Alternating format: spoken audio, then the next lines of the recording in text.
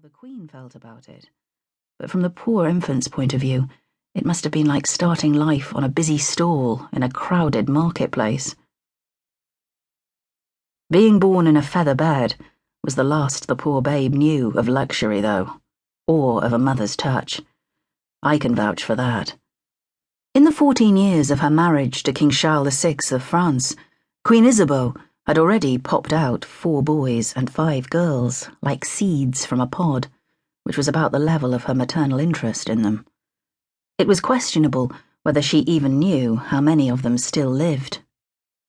Once all the worthies had verified that the new arrival was genuinely fresh sprung from the royal loins, and noted that it was regrettably another girl, the poor little scrap was whisked away to the nursery to be trussed up in those tight linen bands the English call swaddling. So when I first clapped eyes on her, she looked like an angry parcel, screaming fit to burst. I did not take to her at first, and who could blame me?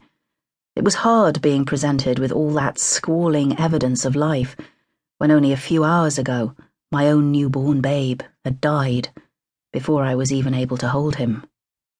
"You must be brave, little one," my mother said, her voice hoarse with grief, as she wrapped the tiny blue corpse of my firstborn son in her best linen napkin. "Save the tears for the living, and your love for the good God." Kindly meant words that were impossible to heed, for my world had turned dark and formless, and all I could do was weep great hiccoughing sobs that threatened to snatch the breath from my body. In truth, I wasn't weeping for my dead son. I was weeping for myself, swamped with guilt and self-loathing, and convinced that my existence was pointless if I could not produce a living child. In my grief, God forgive me, I'd forgotten that it was He who gives life and He who takes it away. I only knew that my arms ached for my belly's burden, and desolation flowed from me like the Seine in spate. So too, in due course, did my milk. Sad, useless gouts of it, oozing from my nipples and soaking my chemise, making the cloth cling to my pathetic, swollen breasts. Ma brought linen strips and tried to bind them to make it stop, but it hurt like devil's fire, and I pushed her away. And so it was that my whole life changed. But I'm getting ahead of myself. I have to confess that my baby was a mistake. We all make them, don't we? I'm not wicked through and through or anything. I just fell for a handsome, laughing boy, and let him under my skirt. He did not force me, far from it. He was a groom in the palace stables, and I enjoyed our romps in the hayloft as much as he did.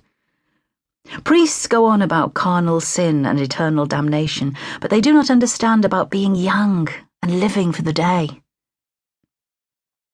I'm not pretending I was ever beautiful, but at 14 I was not bad-looking, brown-haired, rosy-cheeked and merry-eyed. A bit plump, maybe, or well-covered, as my father used to say, God bless him. But that is what a lot of men like, especially if they are strong and muscular, like my Jean-Michel. When we tumbled together in the hay, he did not want to think that I might break beneath him. As for me, I did not think much at all.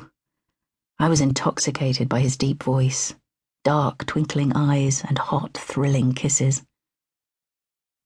I used to go and meet him at dusk, while my parents were busy in the bakehouse, pulling pies out of the oven. When all the fuss about sinful fornication had died down, Jean-Michel joked that while they were pulling them out, he was putting one in. I should explain that I'm a baker's daughter. My name is Guillemette Dupin. Yes, it does mean of bread. I am bred of bread. So what?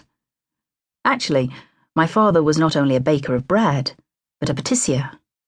He made pastries and wafers and beautiful gilded marchpanes, and our bakehouse was in the centre of Paris, at the end of a cobbled lane that ran down beside the Grand Pont.